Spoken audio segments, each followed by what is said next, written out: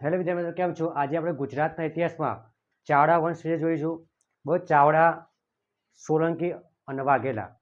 બહુ આ તમારા ગુજરાતના પાટણની ગાદીના મહત્વના 3 રાજપૂત રાજાઓના વંશ બહુ વિશે આપણે માહિતી મેળવીશું. જોઈએ પહેલાં ચાવડા વંશ. તો ચાવડા વંશની શરૂઆત થઈ, બરાબર. એ પહેલાં મૈત્રક રાજાનું રાજ હતું. બહુ જે મૈત્રક રાજાનો જે છેલ્લો રાજા હતો, બરાબર, એ રાજાએ જય શિખરી નામના વ્યક્તિને એક પંચાસર નામનું નાનકડું ગામડું આપ્યું. બરાબર, કે તું અહીંની તારી જાગીરદાર, બરાબર, તું એનો રાજા. બરાબર, ત્યાંથી તમારા ચાવડા વંશની શરૂઆત થઈ. એટલા માટે એવું કહેવાય છે કે ચાવડા વંશનો સમાવેશ કયા કાળમાં થાય? તો અનુમૈત્રક કાળ. બહુ યાદ રાખવાનું, ચાવડા વંશનો સમાવેશ કયા કાળમાં થાય? તો અનુમૈત્રક કાળ. નવસારીના ચાલુક્ય રાજા પુલકેશી બીજા. બરાબર, નવસારીના કયા રાજા? પુલકેશી બીજાના દાન શાસન. બરાબર, એના શાસન વખતે જે ગ્રંથો લખાયા એમાં એવો ઉલ્લેખ છે ચૌટક. બરાબર, ચાવડાઓના ચૌટક તરીકેનો ઉલ્લેખ છે. બરાબર, ચૌટક, ચપોટક, બરાબર, એ રીતે ઉલ્લેખ છે. પછી કુમારપાળના વડનગરના શિલાલેખમાં વનરાજ ચાવડાના રાજવંશને લગતો સૌ પ્રથમ ઉલ્લેખ જોવા મળે છે. બરાબર, કયા વંશ તરીકે? ચપોટક. બરાબર, ચપોટક વંશ તરીકે. એના પહેલાં યાદ રાખવાનું, બરાબર, કુમારપાળનો શિલાલેખ કઈ જગ્યાએ આવ્યો? વડનગરમાં. બરાબર, એ વડનગરના શિલાલેખમાં બરાબર ચપોટક તરીકે ઉલ્લેખ છે. હવે ચપોટકનો મતલબ હતો, ચપોટકનો મતલબ ચોરી કરનાર. એટલે પહેલાં ચાવડાઓના એ તે ઉલ્લેખવામાં આવતા કે ચાવડા એટલે કોણ? કે પેલા ચોરી કરી છે રહ્યા. બરાબર, ચાવડાને એ તે ઉલ્લેખવામાં આવતો. જૂના ગ્રંથોમાં એ તે દર્શાવવામાં આવે ચાવડા એટલે કોણ? કે જે પેલા ચોરી કરતા હતા એ. બરાબર, પણ એનું આખું કારણ છે, એ આપણે જોઈશું. જો 17મી અને 18મી સદીમાં રચાયેલી કવિ કૃષ્ણની રત્નાવલ કૃતિમાં ચપોટક અને ચાવડા બંને શબ્દોનો પ્રયોગ થયો. મૈત્રક કાળમાં શિલાદિત્ય ત્રીજા. જો હવે જય શ્રી રાજ કઈ જગ્યાથી આવ્યું? તો જે મૈત્રક વાળો જે છેલ્લો રાજા હતો, બરોબર, શિલાદિત્ય ત્રીજો, એને પંચાસર આપ્યું કે આ પંચાસરની ગાદી તમારી. બરાબર, જય શિખરીને આપી. એટલે જય શિખરીએ પંચાસરનો રાજા થયો. હવે પંચાસર કઈ જગ્યાએ આવ્યું હતું? તો જો પંચાસર એ હાલના પાટણ જિલ્લાના શંખેશ્વર તાલુકામાં આવ્યું. બસ, શંખેશ્વર તાલુકામાં એક મંદિર છે બહુચર માતાનું, શંખેશ્વર. બસ, બહુચર માતાનું. કઈ નદી કિનારે? રૂપેણ નદી કિનારે. બરાબર, યાદ રાખવાનું. પંચાસર હાલ પાટણમાં, બરાબર, શંખેશ્વર તાલુકામાં અને રૂપેણ નદી કિનારે. બરાબર, એ સમયે કન્નૌજ દેશના ચલુક્ય અથવા ચાલુક્ય. બરાબર, સોલંકીનો બીજો અર્થ ચાલુક્ય. બરાબર, ઇતિહાસમાં સોલંકીનો બીજો અર્થ ચાલુક્ય. અને બધા કન્નૌજ એટલે કર્ણાટકની આજુબાજુના વિસ્તારમાં હતા. બરાબર, જે સોલંકી છે એમાં ડાયરેક્ટ નહીં આવેલા, બધા કઈ જગ્યાથી આવેલી? કર્ણાટક, બદામી, એની આજુબાજુનો જે એરિયા હતો ને, પેલા એકન રાજ કરતા હતા. બરાબર, પછી એ ટ્રાન્સફર થઈને અહીંયા આવ્યા. બરાબર, તો એ ચલુક્ય એટલે સોલંકી વંશનો એક રાજા હતો ભુવડ. બહુ શક્તિશાળી પ્રખ્યાત રાજા હતો. બરાબર, એક દિવસ ભુવડની રાજસભામાં બહુ પંચાસરના ચારણ કવિ શંકર બારોટ. બહુ યાદ રાખજો. બહુ પંચાસર કોનું હતું? એક જ જય શિખરી ચાવડાનું. બહુ એ ચારણ કવિ જે હતો શંકર બારોટ. બહુ એ ફરતો ફરતો એક દિવસ ભુવડના જે કનોજ દેશ છે, બરાબર, કનોજ રાજ્ય, એમાં જેવું બહુ એનું જોયું, આખું નગર જોયું. બહુ ભવ્ય હતું. બરાબર, બહુ ભવ્ય નગર હતું. બરાબર, પણ એવું કર્યું તો હજી પોતાના રાજાનો મહિમા ગાયો કે તમારું ગમે તેવું સમૃદ્ધ નગર છે, પણ મારા જય શિખરી ચાવડાના નગર જેવું નહીં. બહુ ભલે નાનકડું નગર છે, બહુ પંચાસર, પણ તમારા નગર કરતાં બહુ સુંદર નગર છે અને એનો વહીવટ એ જોરદાર છે. બહુ એ જય શિખરીનો મહિમા ગાયો અને પંચાસરની સમૃદ્ધિના વખાણ કર્યા. બરાબર, તમે વિચાર, જો આ શંકર બારોટ ના જે હોત તો તકલીફ ના પડત. બરાબર, પણ ચારણોનું કોમ જ એવું હોય, રાજાઓની કથા ગાવાનું. બરાબર, રાજાની મને કથા કરી કે પંચાસર રાજ્ય બહુ સમૃદ્ધ છે અને જય શિખરી પોતે બહુ શક્તિશાળી રાજા છે. એટલે ભુવડને ખોટું લાગ્યું. સ્વાભાવિક છે કે આવડું મોટું કન્નૌજનો દેશનો રાજા હોય, તમે એને કહો કે આવડું નાનકડું રાજ્ય તમારા કરતાં સમૃદ્ધ છે. બરાબર, તેને એવું કર્યું, ભુવડે પોતાનો સેનાપતિ, બોલ, મિહિર નામનો જે સેનાપતિ હતો એને મોકલ્યો. બરાબર, 5000 સૈન્ય લઈને મોકલ્યો કે જાઓ તમે પંચાસર પર આક્રમણ કરો. બરાબર, જય શિખરી ચાવડા પોતે શક્તિશાળી હતો, પણ જે એનો સાળો હતો, બહુ સુરપાલ, એ સુરપાલ એનથી શક્તિશાળી હતો. બધે સુરપાલ એવું કર્યું, એ આખી મિહિરની સેનાને પરાજય આપ્યો. અને તમારે આપણે જોઈ જ આગળ, બહુ પંચાસરનું સૈન્ય બહુ 1000 કે 2000 હતું. 1000 જ હતું. 2000 કોઈ નાનકડું હતું ને, બરાબર, તો 1000 જેટલું સૈન્ય હતું. એટલે મિહિર આવ્યો, મિહિરને હરાયો, બરાબર, એટલે મિહિર પાછો બચીને જતો રહ્યો. કન્નોજ જ્યો, બહુ કન્નોજ જ્યો અને એને ભુવનને વાત કરી કે ભાઈ જે બારોટે કીધું તું બહુ એ પ્રમાણે રાજ્ય સમૃદ્ધ છે પણ રાજા શક્તિશાળી છે એટલે ભુવન નથી રહેવાયું નહીં. એટલે ભુવને શું કર્યું, બહુ ડબલ સૈન્ય લઈને ગયો, બહુ 10 થી 15 સૈન્ય લઈને ગયો. બહુ એટલે હવે જય શ્રી કૃષ્ણને ખબર પડી કે જો પેલું 5000 સૈન્ય હતું તો આપણે પહોંચી વળ્યા અને આપણે તો એટલું બધું સૈન્ય નહીં કે આપણે 10,000 થી 15 સૈનિકોને મારી શકીએ. એને એવું કર્યું, જે પોતાનો પંચાસર હતું ને આજુબાજુ કિલ્લો હતો, તમે દરેક રાજાને જો ને તો પહેલાંના મહેલોના આજુબાજુ મોટા મોટા કિલ્લાઓ હતા. બરાબર, તેને એવું કર્યું, કિલ્લાનો દરવાજો બંધ કરી દીધો. બરાબર, હવે કિલ્લાનો દરવાજો બંધ કર્યો એટલે ભુવડે એવું કર્યું, એ દરવાજામાં બહાર બેસી રહ્યો. બરાબર, કોકદાર તો રાજા બહાર આવશે ને, પણ રાજાની વ્યૂહરચના આખી અલગ હતી. એને ખબર હતી કે આપણે સૈનિકો છે નહીં, જો આપણે લડવા જઈશું તો મરવાના છે જ. બરાબર, એને વિચાર્યું કે આપણા જોડે જેટલો અનાજનો પુરવઠો છે ને તો અંદી આપણે અંદર રહીએ. ચકો સ્વાભાવિક છે કે 15,000નું સૈન્ય હોય તારા પર આક્રમણ કરે તો તારા 1000-2000 તો મમરા ગરમ ચણાઈ જાય. બરાબર, એટલે એનું કર્યું, બહાર જવાનું વિચાર ના કર્યો, અંદરના અંદર રહ્યો. 56 દિવસ સુધી એ કિલ્લામાં બંધ રહ્યા. બસ 56 દિવસ સુધી કિલ્લામાં બંધ રહ્યા. બસ પછી એને લાગ્યું કે હવે અનાજ ખૂટી જાય, બધું ખૂટી જાય, એટલે હવે યુદ્ધ માટે જવું પડશે. બરાબર, એ કેસરિયા કરવા જવું પડશે. એનું કર્યું, ભુવનને મોકલી દીધું એલાન, બરાબર, કે અમે આવીએ છીએ. કદાચ તમે પદ્માવતી પિક્ચર જોયું હોય, બરાબર, તેમાં અલાઉદ્દીન ખિલજી બહાર બેસી રહ્યા ઘણા સમય ઊંધી, બરાબર, રતનસિંહની રાહ જોઈને. બસ તો અમે એવું છે, ભુવન 56 દિવસ સુધી બહાર ને બહાર તંબુ બંધીને બેસી રહ્યા છે. ભાઈ જય શ્રી કૃષ્ણ રવાયું નહીં કે હવે તો યુદ્ધ કરવું જ પડશે. બરાબર, એટલે એને હોમથી કેણ મોકલ્યું કે હું યુદ્ધ કરવા આવું છું. અને આપણા રાજપૂત રાજાનો નિયમ હતો બધા પાછળથી વાર ના કરી, બહુ હોમથી કહી કે હું આવું છું. બહુ એની જગ્યાએ ભુવડે એવું કર્યું, ભુવડે કીધું નહોતું, ભુવડ અચાનક આવ્યો અને અચાનક એને મિહિરને અચાનક જ મોકલ્યો હતો. ન કાયદેસર યુદ્ધમાં જેવું હોય તારે કહેવું પડે. બરાબર, આપણા જેટલા રાજાઓ હતા ને પેલા કહેતા બહુ અકબરને લૂંટવાનો તો એ રાણા પ્રતાપ કહે હું કાલ રાતે તો આ લૂંટે. બહુ શિવાજી હતા, બહુ ગોરેલા પદ્ધતિ જાણતા હતા, એટલે પણ ઔરંગઝેબને કહેતા હતા કે કાલ સાંજે હું તો લૂંટ કરે. બહુ એવું કંઈ જતા હતા. બરાબર, એટલે મને જય શિખરીએ કીધું કે હું કાલ સવારે યુદ્ધ કરવા આવી જાય. બહુ દરવાજા ખોલી દીધા, બહુ યુદ્ધ થયું. બહુ એ સમયે જે જય શિખરીની રાણી હતી બહુ ગુણસુંદરી, બહુ એ ગર્ભવતી હતી. બહુ યુદ્ધ કર્યું. બરાબર, પણ એને સુરપાલને કીધું કે જે રાણી છે બરાબર એ રાણીને તું અહીંથી છુપાઈને લઈ જા. બહુ એને ચોક મૂકી આવી, સેફ સ્થળે મૂકી આવી. બહુ યુદ્ધમાં જો બહુ જય શિખરીને ખબર હતી કે આપણે મરવાના તો છે જ. બહુ એટલે મૃત્યુ પામ્યો, યુદ્ધમાં લડતા લડતા મૃત્યુ પામ્યો. બરાબર, અને જે સાડો હતો બરાબર એ જે બેન હતી રૂપસુંદરી બહુ એને લઈને જંગલમાં જતો રહ્યો. બરાબર, અહીંયા જય શિખરીનું મૃત્યુ થયું. બરાબર, જોઈ લે પછી આગળ વધીએ. હવે મેન રાજાનો જન્મ થશે. જો આપણે જોયું કે સુરપાલ બહુ પોતાની બહેનને જંગલમાં મૂક્યા અને પાછો પરત ફર્યો ત્યારે જય શ્રી કૃષ્ણ મૃત હાલતમાં હતા. બહુ તેને શું કર્યું, બહુ આ દરમિયાન યુદ્ધમાં જય શ્રી કૃષ્ણ મૃત્યુ પામ્યો અને તેનો અગ્નિ સંસ્કાર કર્યો. બહુ અને જે જગ્યાએ અગ્નિ સંસ્કાર કર્યો બહુ ત્યાં ભુવડે બહુ જે કન્નોજનો રાજા હતો બહુ એ ભુવડે શું કર્યું, ત્યાં વીર જય શિખરીનો અગ્નિ સંસ્કાર થયો. બહુ એ જગ્યાએ ગુર્જરેશ્વર મહાદેવનું મંદિર બંધાયું.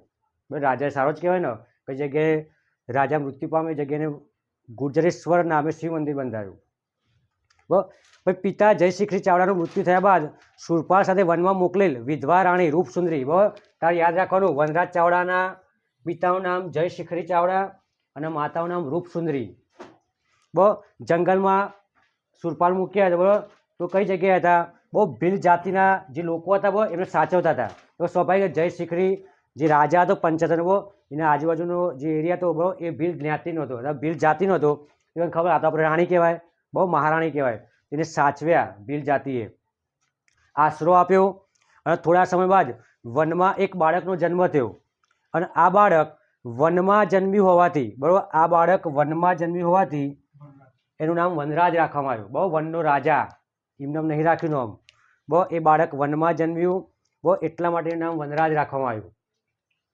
ભાઈ જો એ વખતે જો જંગલ તો હોય એમાં ગોળીઓ બોળીઓ તો હોય નહીં, બહુ ગોળીઓ ના હોય, પણ જંગલમાં એક થડથી બીજા થડ બહુ વૃક્ષના થડે હાલનો બંધેલો હોય એ ઝૂલા ઝૂલતા હતા. બહુ નાના બાળક રાજા વનરાજ બહુ એવામાં વનમાંથી જૈન સાધુ બહુ જૈન સાધુ નામ યાદ રાખ્યું શીલગુણ સુરી બહુ એ એક્ઝામમાં પૂછાય બહુ શીલગુણ સુરી પસાર થયા અને એને બાળકને જોયું અને બાળકને જોઈને તરત જ ભવિષ્યવાણી કરી બહુ કે આ જે બાળક છે ને એ ભવિષ્યમાં મહાન શાસક અથવા મહાન રાજા બનશે અને લોકોનો ઉદ્ધાર કરશે બહુ લોકોના માટે કાર્ય કરશે એવા કોને કીધું શીલગુણ સૂરીએ અને ભવિષ્યમાં એ કરે છે જૈન ધર્મ બૌદ્ધ ધર્મને આગળ વધારવા માટે બરાબર જૈનો માટે અલગથી વિહારોને એવું બંધાવે છે લઈને શું કીધું આ બાળક છે ને જે એ મહાન રાજા બનશે અને આપણને ખબર છે કે પાટણનો સૌપ્રથમ કોઈ રાજા હોય બહુ શક્તિશાળી ગણો કે જેનું રાજ્ય આખા ગુજરાતમાં હોય તે એક વનરાજ ચાવડા હતો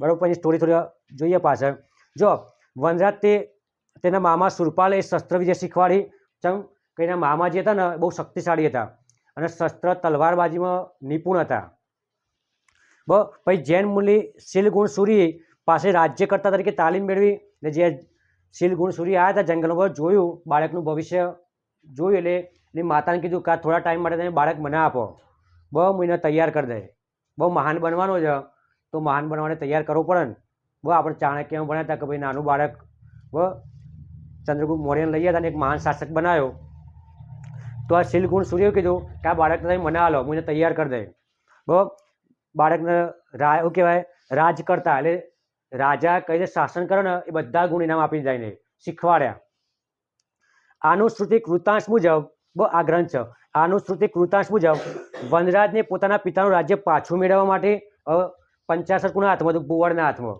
હવે એને પાછું મેળવવા માટે એક સૈનિકો જોવી અને પૈસા જોવી તો કોઈ એમને તો કોઈ યુદ્ધ લડવા જાય નહીં સૈનિકો જોવી અને પૈસા જોવી એના માટે એવું કરતા એ મોમો પણ એવું કરતા જંગલમાં ઊભું રહેવાનું જે આવે ને એને લૂંટી લેવાનું બસ જંગલમાં જે પૈસાદાર નીકળે ધનિક વ્યક્તિ નીકળે બસ ગમે તે નીકળે દાગીના બાગીના બધું લૂંટી લેવાનું બસ એ કામ કરતા એટલા માટે બસ એમને ચોરી કરનાર કહેવામાં હતા બસ એટલા માટે એમને બસ ચાવડાઓને ચોરી કરતા ચોરી કરનાર કહેવાતા બહુ એવું યાદ રાખજો પણ ધીમે ધીમે જેમ રાજા બને એમ થોડું થોડું નિશાની ભૂસાઈ જાય બહુ એટલે યાદ રાખવાનું કે આનું શ્રુતિ વૃત્તાંત મુજબ વનરાજને પોતાના પિતાનું રાજ્ય પાછું મેળવવા સૈન્યની જરૂર હતી અને તે માટે પૈસાની પણ જરૂર હતી તેથી મામા સુરપાલ અને વનરાજ જંગલમાં શું કરતા લોરી ચોરી અને લૂંટફાટ કરતા બરાબર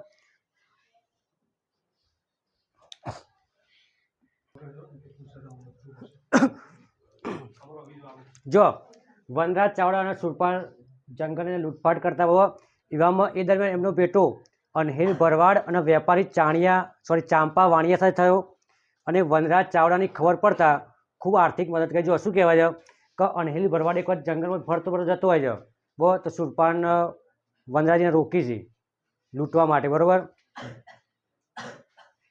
તો એનું લડે છે અને એ અનહિલ ભરવાડની શક્તિ જોઈને મને લાગે કે આ વ્યક્તિ કામનો છે બહુ પછી એકબીજાને પૂછી છે કે તમે કોણ છે પેલો કે હું પંચાસરનો રાજકુંવર છું વનરાજ ચાવડા એટલે આ કે હું તો એને જ શોધતો હતો અનહિલ ભરવાડ એવું કહેવો અને એ જ સમયમાં ચાંપો વાણીઓ અહીંથી નીકળે છે અને ચાંપા વાણીને લૂંટી છે બહુ ગીના મસ્ત ગાળો વાળો ભરેલો વાણીઓ છે પૈસા તો હોય બહુ આમ ગાડા મસ્ત ભરેલા હોય છે અને એના જો ધનુષ્ય બાણ હોય છે બહુ 3 બાણ હોય છે અંદર અને ચાંપા વાણીને રોકે છે કે તું ઉતાર આ બધો ગાડો મને કરી આપી દે એટલે ચાંપો વાણી એવું કહે છે ને કે જો મારો પંચાસરનો રાજા વનરાજ ચાવડા જીવતો હોય એને ખબર છે કે બાળક હોય છે બહુ જો જય શ્રીકૃષ્ણનો પુત્ર જીવતો હોય ને તો કોઈની તાકાત નહીં મને લૂંટવાની એને ખબર નહીં કે આ બે વ્યક્તિ ભાઈ જ વનરાજ ચાવડા હોય છે પણ એવું કહે છે કે જો મારા પંચાસરનો રાજા જીવતો હોય બહુ તો કોઈની તાકાત નહીં મને લૂંટવાની અને તમે એવું ના મતા કે હું તમને ના મારું બહુ આ 3 બાણથી ને હું તમને આપણે બેને પતા જો ત્રીજાથી હું મરી જાઉં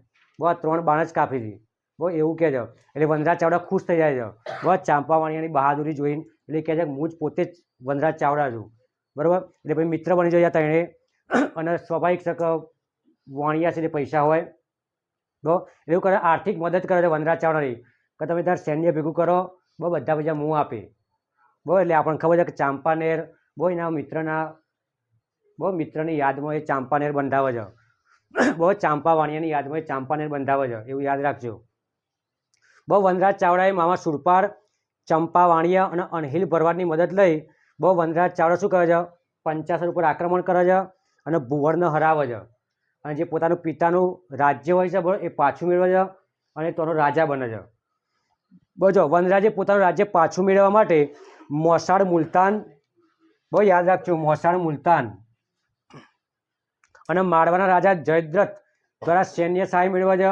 બહુ અહીંથી તમારા ચાવડા વંશનું સ્થાપક થાય છે. બહુ જય શ્રી રાજા હોય છે પણ એ ચાવડા વંશની સ્થાપના નહીં કરી હતી, પણ ઓરિજિનલ સ્થાપક કોણ ગણાય? વનરાજ ચાવડા. બહુ વનરાજ જય શ્રી ચાવડા, બહુ એ તારા ચાવડા વંશનો સ્થાપક.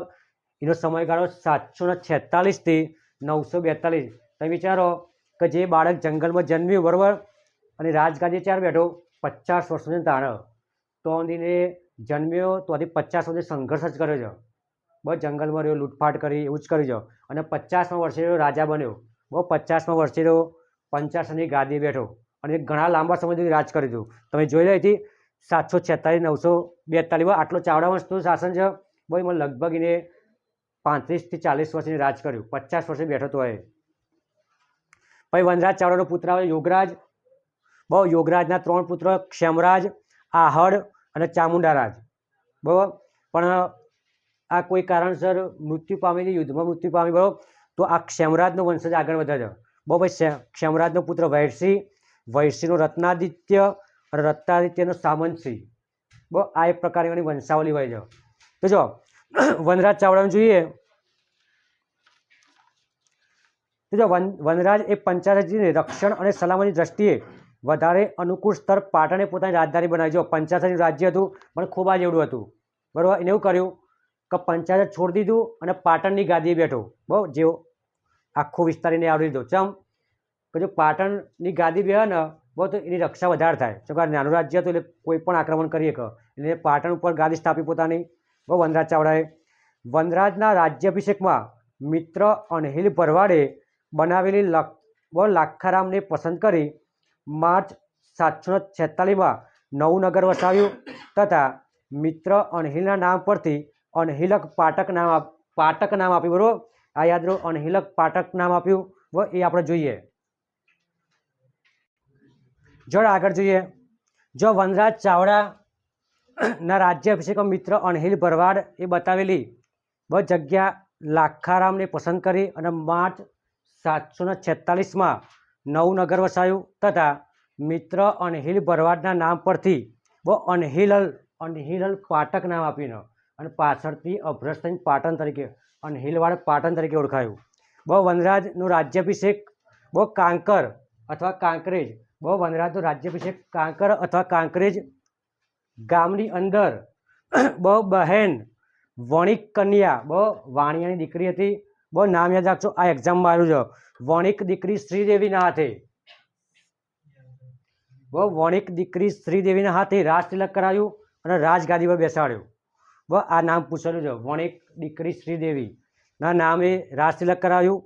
ચાંપો વાણિયાને મહામંત્રીને મુખ્યમંત્રી બનાવ્યો અથવા મહાત્મા બનાવ્યો. બરાબર, એના રાજ્યનો મેન વ્યક્તિને બનાવ્યો મુખ્યમંત્રી.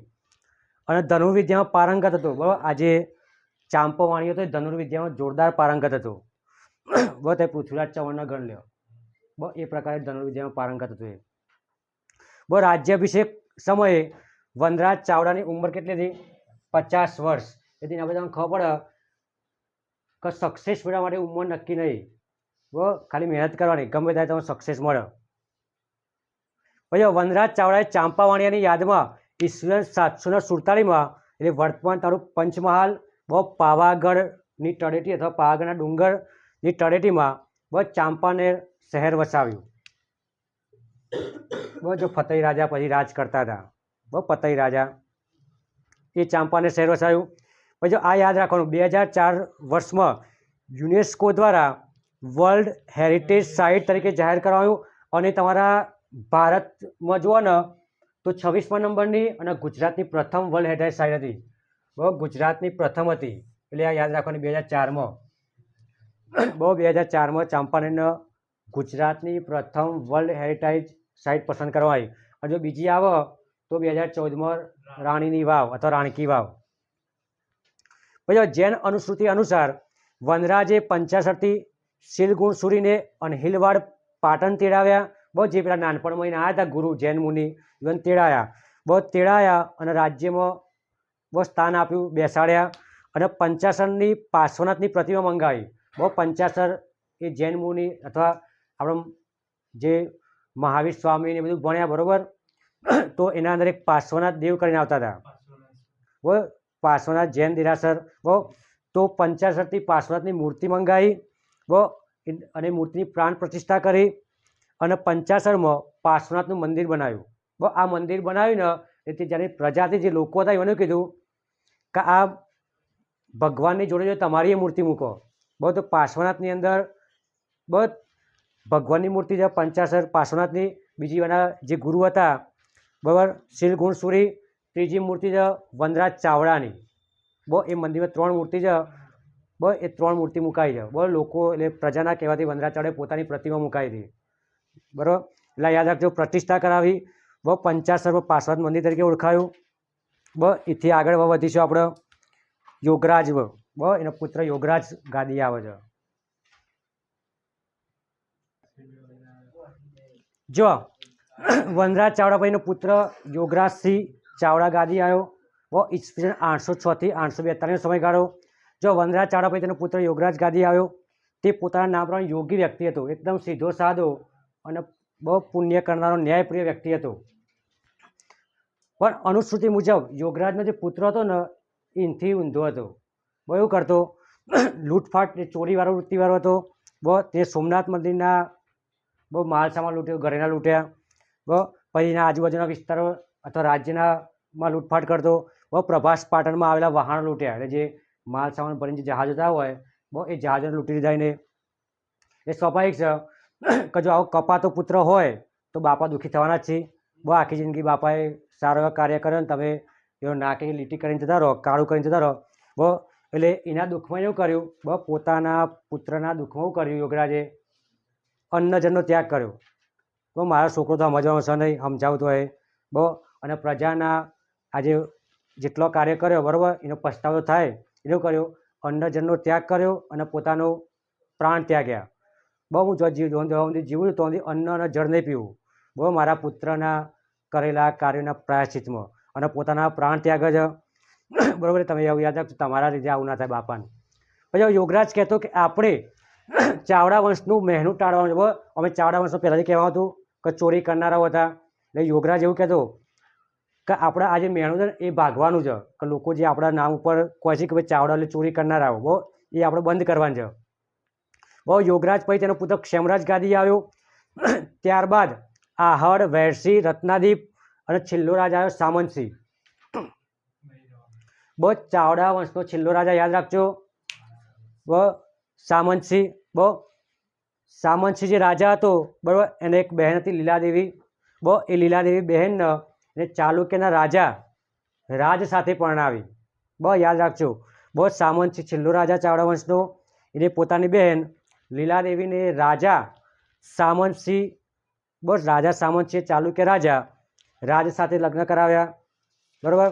પણ થાય છે એવું કે જે રાજા રાજ હોય છે બરાબર એ યુદ્ધમાં યુદ્ધ લડવાવાળા જાય છે અને યુદ્ધમાં વીરગતિ પામે છે. અને એના આઘાતમાં જેની પત્ની હોય છે બહુ લીલાદેવી એ મૃત્યુ પામે છે. પણ એમને એક પુત્ર હોય છે મૂળરાજ, એટલે અનાથ થઈ ગયો. બરાબર, તો એ અનાથ પુત્રને આ એનો મોમો રાખે છે સામંતસિંહ. પણ સામંતસિંહને થોડો મોજીલો સ્વભાવનો હોય છે. બહુ મદિરા પાન કરતો હોય બરાબર, એટલે ગમે ત્યારે પી જાય. બહુ મદિરા પાન કરે એટલે આમ ફોર્મમાં આવી જાય. એટલે એવું કરે આ જે નાનું બાળક હતું એને ગાદી પર બેહાડે. બહુ ગળામાંથી હાર કાઢે, બહુ એના હાર પહેરાવે, તલવાર આપો તું રાજા. બહુ પછી જેમ જેમ ભોન આવે ને એને મારી ઉતારી મેલે. બહુ આવું જ ચાલતું રહ્યું, 8-10 વર્ષથી ચાલતું રહ્યું.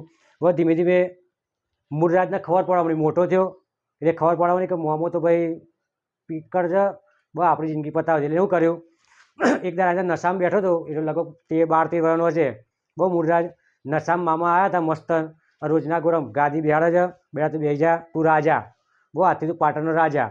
બધું હાર બાર પહેરાવે, તલવાર આલે છે, મુકટ પહેરાવે છે અને બાજુની ગાદી મેં બેસી જાય છે. બહુ નશામાં છે એટલે ખબર નહીં હતી. પણ જેમ જેમ નશો ઉતરે છે ને એ મૂળરાજ જોઈ રહ્યો છે બરાબર. 1 કલાક 2 કલાક જેમ નશો ઉતરે એને ખબર પડે કે મારી ગાદી કોઈક બેઠું છે એટલે પેલો ઊભો થઈને આવે છે. બહુ એ વખત એકી ગાય અથવા એકી જાટ એ સામંતસિંહનું માથું ધડથી અલગ કરે છે, બરાબર. અને પછી ચાવડા વંશની ગાદીએ મૂળરાજ સોલંકી એટલે સોલંકી વંશનો પ્રથમ રાજા મૂળરાજ સોલંકી ગાદી બે છે, અને ત્યાંથી પાટણની ગાદી પર સોલંકી વંશનું રાજ ચાલુ થાય છે. એ આપણે ભણીશું મૂળરાજ સોલંકીથી લઈને સિદ્ધરાજથી લઈને ભીમદેવ સોલંકીથી લઈને બધા આપણે ભણવાના છીએ. તો એ તારો ચાવડા વંશનો વિડીયો સમાપ્ત થાય છે. જો તમને વિડીયો ગમે તો લાઈક કરો, શેર કરો અને ચેનલને સબસ્ક્રાઈબ કરો. જય હિન્દ.